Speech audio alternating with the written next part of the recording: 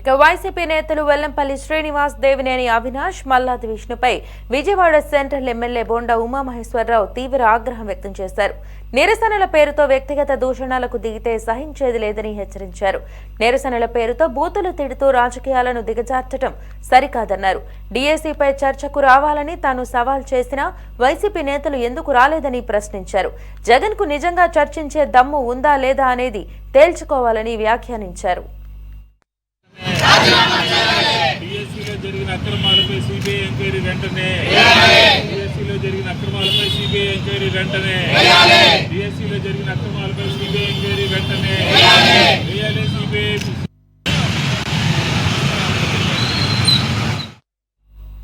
ముఖ్యమంత్రి చంద్రబాబు, మంత్రి నారా లోకేష్ పై వ్యక్తిగత విమర్శలు చేస్తే ఊరుకునేది లేదని బోండా ఉమా స్పష్టం చేశారు. తనపై రౌడీయిజం ఆరోపణలు చేస్తున్న వైసీపీ నేతలకు ఘాటు కౌంటర్ ఇచ్చారు.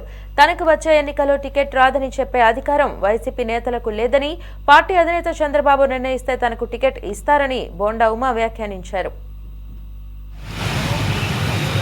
ఎక్కడికెళ్ళినా బ్రహ్మరథం పడుతున్నారు ఆరతలిచ్చి. అలాంటిది మా ప్రభుత్వం మీద వీళ్ళు మాట్లాడతారు, బోండా ఉమా మీద మాట్లాడతారు, నారా లోకేష్ మీద మాట్లాడతారు, చంద్రబాబు నాయుడు గారిని తిడతారు. ఏంటి పద్ధతి? కాబట్టి మీరు హద్దు మీరవాకండి, పరిధిలో ఉండండి. మీకు రాజ్యాంగం చట్టం కల్పించినటువంటి మీ నిరసనలు, మీ మాటలు చట్టబద్ధంగా చేసుకోండి. మీరు మొన్న గొడవైంది, రోడ్డు మీద పెడితే నిన్న మీరు ధర్నా చౌకులు చేసుకున్నారు. ఎవరు అనలేదు కదా మిమ్మల్ని. మేము 5 సంవత్సరాల పాటు ప్రతిపక్షంలో ఉన్నాం. మొన్నటిదాకా 19-24 మధ్య మేము ధర్నా చౌకులు చేసుకున్నాం. అసలు విజయవాడ పోలీసు కూడా ఆలోచన చేయాలి. అసలు విజయవాడ పోలీసు ధర్నా చౌక్ అని పెట్టి మీరు నియోజకవర్గాల్లో మళ్ళీ ఎందుకు అనుమతిస్తున్నారు? పోలీసులు కూడా ఆలోచన చేయాలి. ఇలాంటి రెచ్చగొట్టే మాటలు మాట్లాడుతూ ఉంటే మీరు పశ్చిమ నియోజకవర్గం పోనీ పని చేయండి, పశ్చిమ నియోజకవర్గంలో ధర్నా చౌక్ పెట్టండి, పోనీ తూర్పు నియోజకవర్గంలో కూడా ధర్నా చౌక్ పెట్టండి.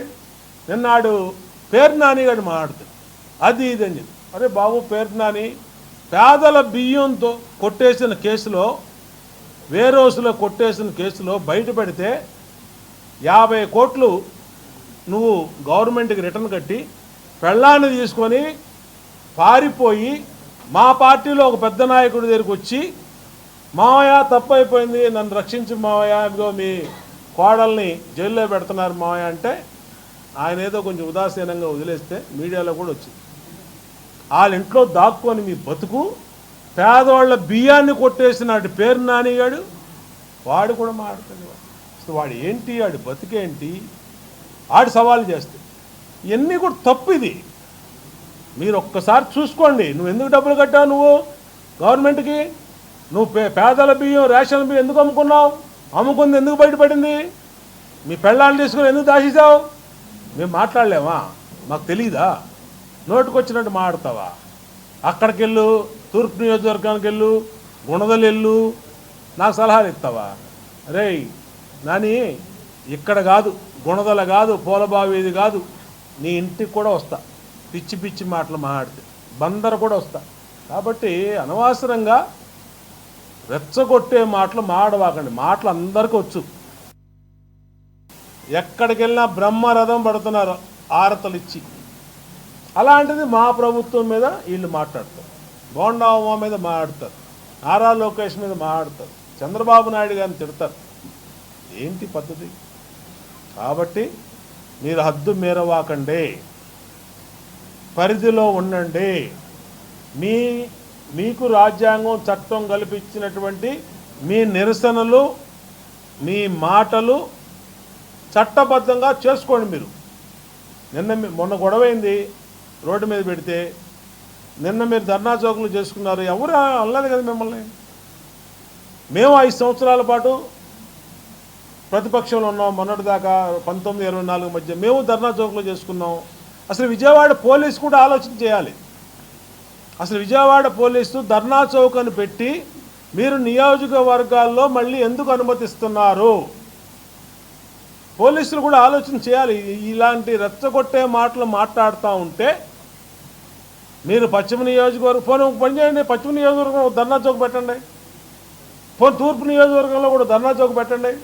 నిన్నాడు పేరు నాని గారు మాట్లాడుతుంది అది ఇది అని చెప్పి, అరే బాబు పేరు నాని పేదల బియ్యంతో కొట్టేసిన కేసులో, వేరోసులో కొట్టేసిన కేసులో బయటపెడితే 50 కోట్లు నువ్వు గవర్నమెంట్కి రిటర్న్ కట్టి పెళ్ళాన్ని తీసుకొని పారిపోయి మా పార్టీలో ఒక పెద్ద నాయకుడి దగ్గరికి వచ్చి, మావయ్య తప్పు అయిపోయింది నన్ను రక్షించి మావయ్య, ఇదిగో మీ కోడల్ని జైల్లో పెడుతున్నారు మావయ్య అంటే ఆయన ఏదో కొంచెం ఉదాసీనంగా వదిలేస్తే మీడియాలో కూడా వచ్చింది.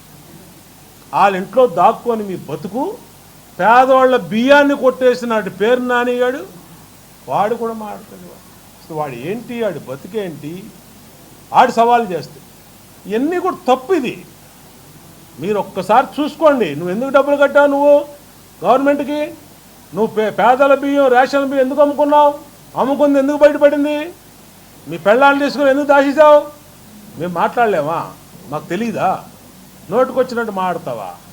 అక్కడికి వెళ్ళు, తూర్పు నియోజకవర్గానికి వెళ్ళు, గుణదలు వెళ్ళు, నాకు సలహాలు ఇస్తావా. రేయ్ నాని ఇక్కడ కాదు, గుణదల కాదు, పూలబావిది కాదు, నీ ఇంటికి కూడా వస్తా, పిచ్చి పిచ్చి మాటలు మాట్లాడితే బందర కూడా వస్తా. కాబట్టి అనవసరంగా రెచ్చగొట్టే మాటలు మాడవాకండి. మాటలు